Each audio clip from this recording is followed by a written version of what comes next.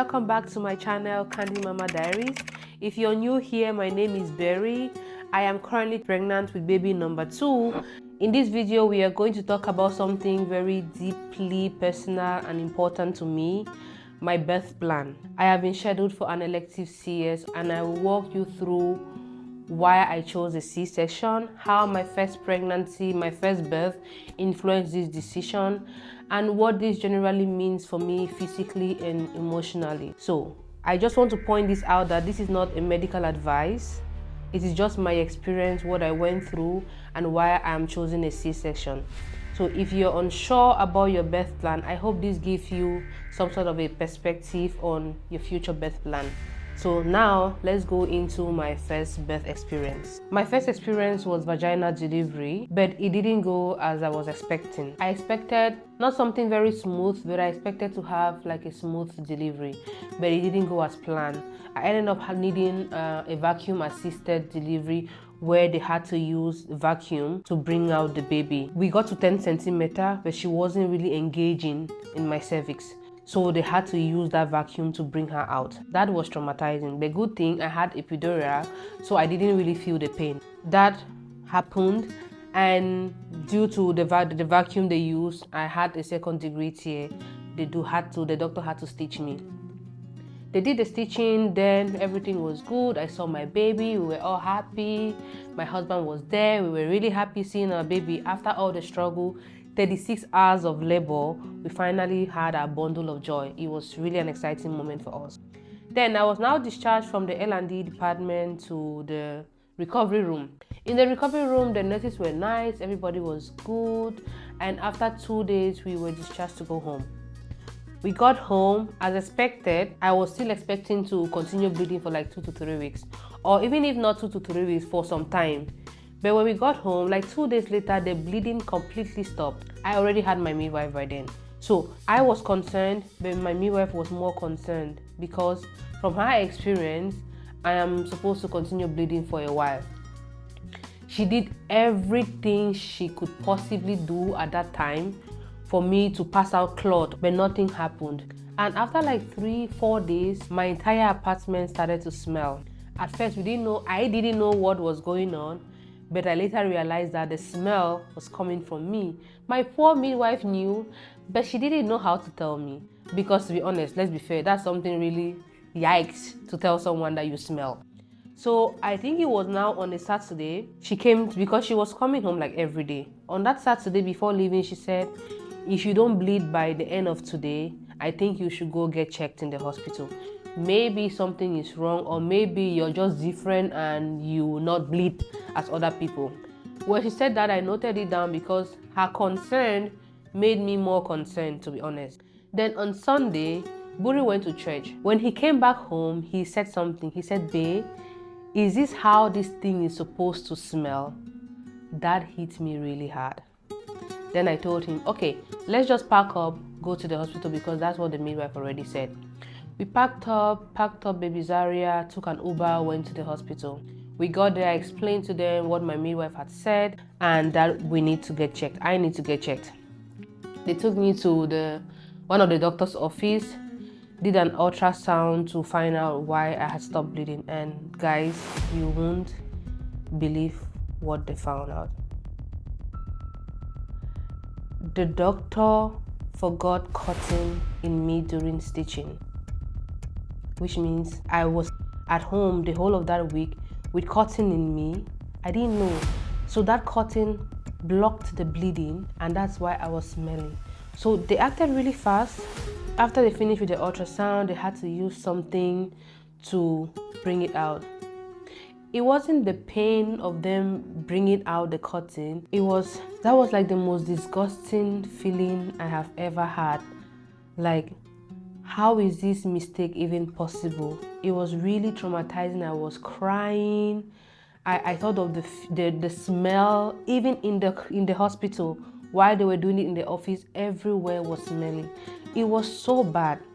They did that. They checked for infection. Thank God there was no infection, which really was a huge miracle, because staying at home with that for like a week would have caused the damage. But thank God nothing happened. There was no infection. But that feeling is something that I don't think will ever leave me. I was physically healed, my body physically healed, but emotionally, I don't think it left me at any point.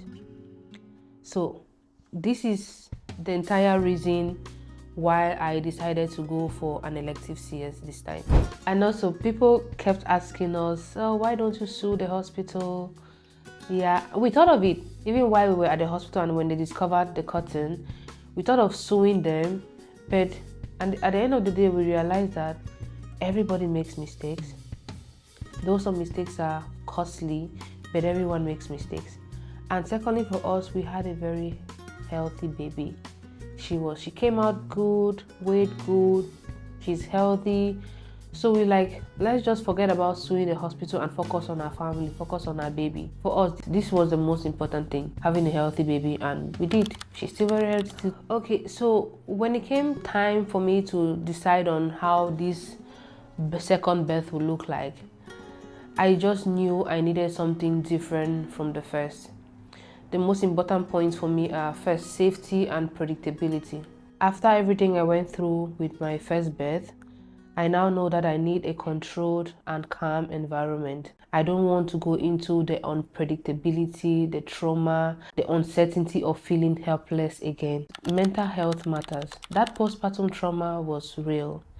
It wasn't just physical, it was emotional and mental. Choosing a C-section now gives me the time to prepare mentally and emotionally. And it also helps me knowing that I'm not walking into another unpredictable situation.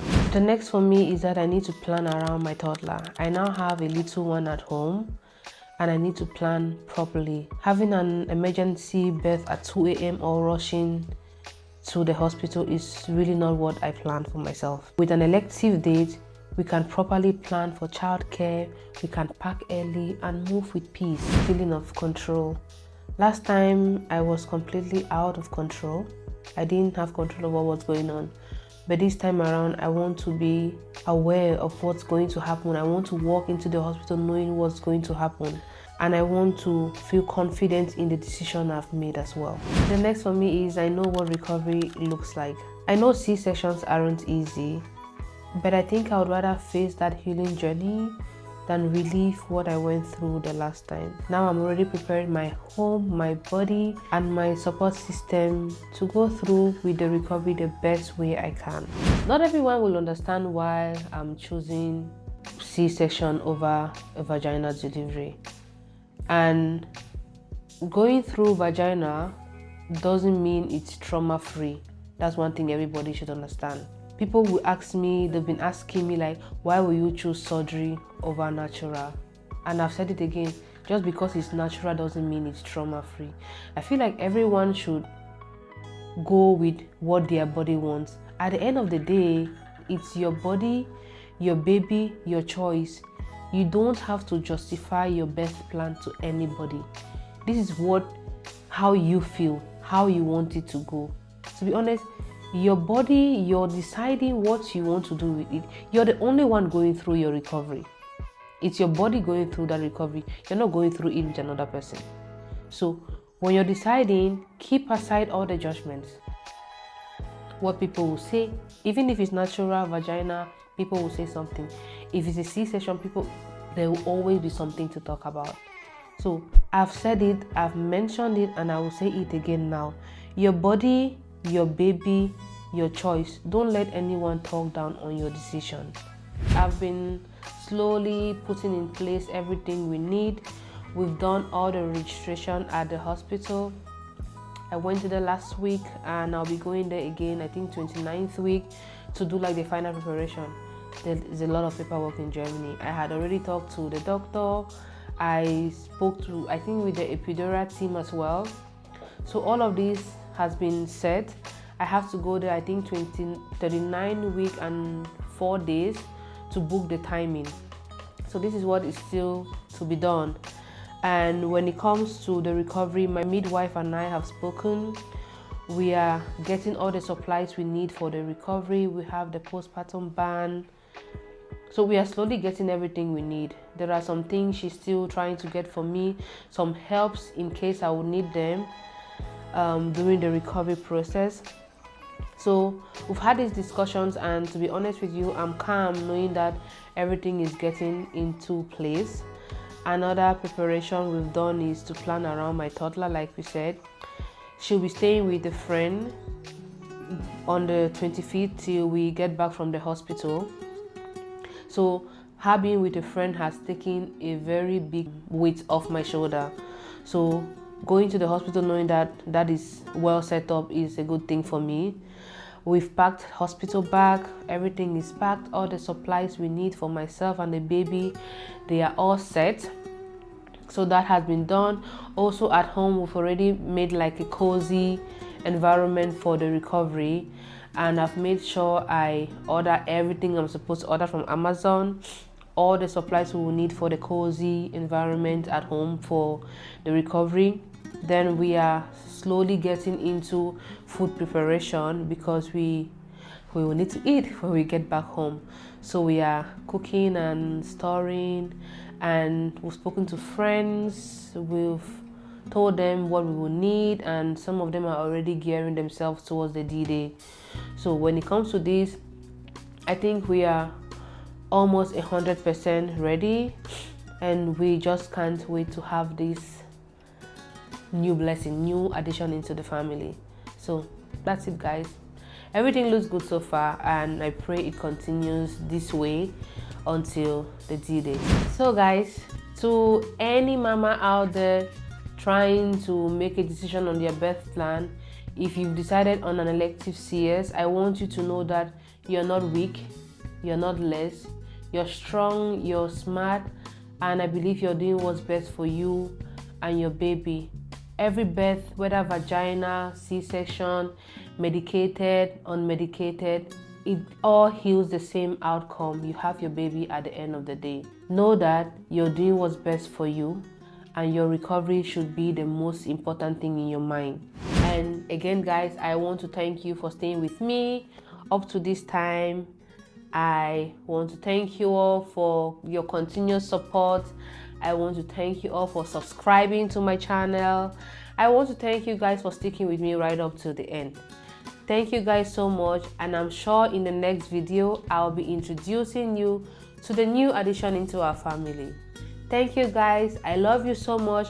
And one other thing, any mama that has had vagina and C-section, I want to know how your own experience were like. And if you've had maybe like say C-section and there was a decision or there was an experience that influenced this decision, can you please share with me, share with all of us? We want to hear your stories, and we want you to know that everybody's decision matters. If you haven't subscribed yet to my channel, please, there is a link below. Please make sure you subscribe, please. And also I have the links to my Instagram, my Facebook, and my TikTok. Please follow, like, and share all my videos. I love you all. Please stay tuned with me. Don't give up on me yet, guys. Let's build this together. Thank you.